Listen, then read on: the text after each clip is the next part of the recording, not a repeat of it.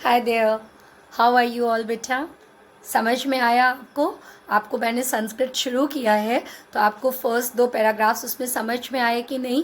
आपके कमेंट्स मुझे मिले and I am feeling very happy कि आपको समझ में आ रहा है। तो जब आप धीरे धीरे इस तरह से पढ़ेंगे और चीज़ों को समझने की कोशिश करेंगे तो आपको बहुत ही आसानी से चैप्टर समझ में आ जाएगा। 5 श्लोक हैं, 2 श्लोक मैं आपको ऑलरेडी जो है वो पढ़ा चुकी हूँ, 2 श्लोक। ठीक है, पिछले वीडियो में आपको 2 श्लोक पढ़ा चुकी हूँ और अब आज मैं आपके बाकी 3 श्लोक लूँगी। और मैंने आपको जैसा कि बताया है कि जब हम रिटन वर्क इसमें शुरू करेंगे तो उसके लिए आप एक कॉपी, छोटी कॉपी जिसमें आप जैसा लिखते थे, हिंदी की कॉपी जैसे आप पहले बनाते थे उसी तरह की आप एक संस्कृत की कॉपी बना लीजिए जो रहेगी आपकी हिंदी की कॉपी, क्योंकि अब संस्कृत इसी में मर्ज हो गया है तो आपकी संस्कृत की ही वो कॉपी कही जाएगी और उसको आप संस्कृत की कॉपी बनाएंगे। और मैं फिर जब आपका ये 5 क्वेश्चंस पूरे करूँगी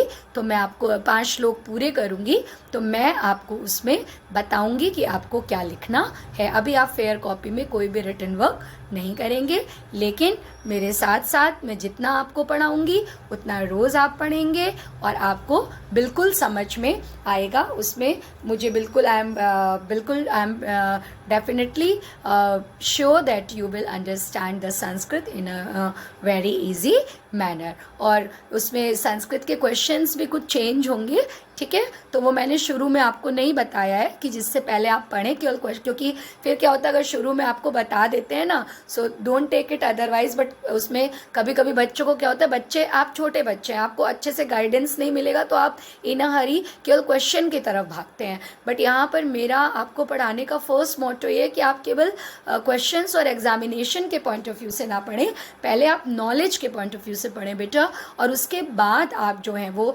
क्वेश्चंस के पॉइंट ऑफ व्यू से पढ़ें। तो क्वेश्चंस के पॉइंट ऑफ व्यू से तो आपको बिल्कुल पढ़ना होगा, इसलिए क्योंकि आफ्टर ऑल मार्क्स आपको चाहिए और अच्छे मार्क्स आपको चाहिए, तो क्वेश्चंस के पॉइंट ऑफ व्यू से तो आपको पढ़ना ही होगा, मार्क्स के पॉइंट ऑफ व्यू से भी पढ़ना होगा आपको।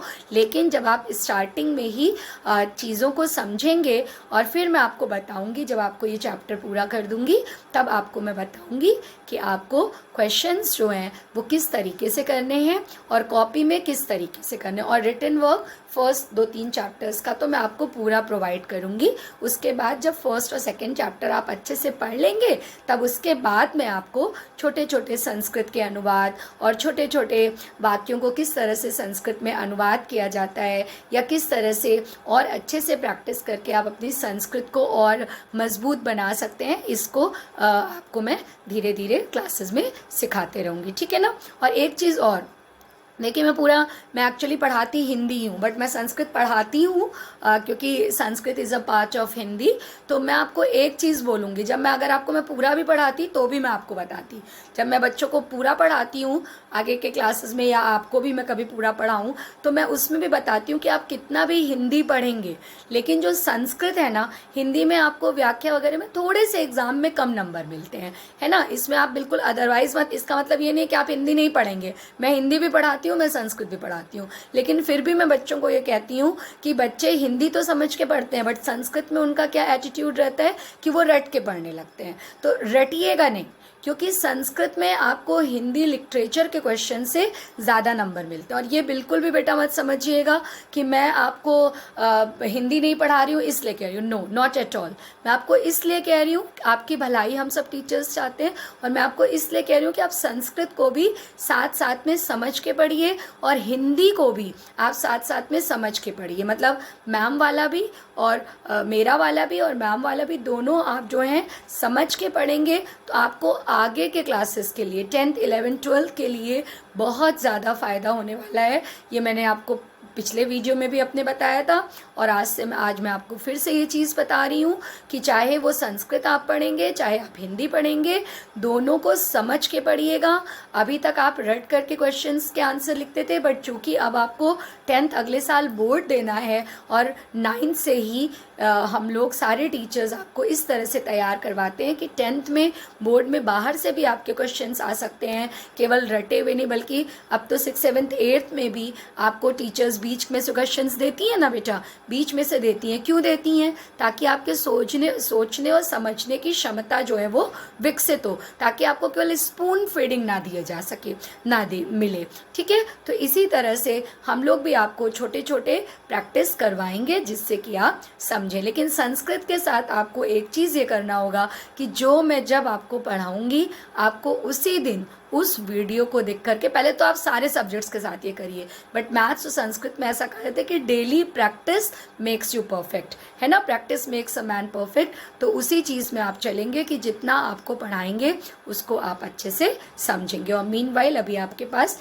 एक वीक है, आप इस वीक में अपने लिए एक न्यू कॉपी संस्कृत की बना लीजिए। ठीक है, और अब तो चूँकि स्टेशनरीज वगैरह की शॉप्स खुल गई हैं तो मुझे नहीं लगता कि किसी बच्चे को कोई प्रॉब्लम होगी कॉपी नहीं लेने में, या क्या पता आपने ले भी ली हो तो उसमें से एक छोटी कॉपी आप संस्कृत के लिए बना लीजिए, अपना नाम लिख लीजिए, क्लास लिख लीजिए, जिस भी सेक्शन के आप हैं, सब्जेक्ट लिखेंगे आप Hindi, in bracket you will write Sanskrit, और इंडेक्स का पेज अपना अच्छा बना लीजिए। और जब आपका ये चैप्टर पूरा मैं कर लूँगी तो मैं आपको जो है वो आगे रिटन वर्क दूंगी। फिर जब फर्स्ट चैप्टर का आपको रिटन वर्क भी दे दूंगी और फिर जब आप कहेंगे कि यस मैम हमको पूरा समझ में आ गया, उसके बाद ही हम आगे बढ़ेंगे। क्योंकि शुरुआत में बहुत तेज़ी से जाएंगे और आपको समझ में नहीं आएगा तो कोई मतलब नहीं है। बट जो मैं आपको बता रही हूँ उसको प्लीज़ आप समझेंगे कि this is my order also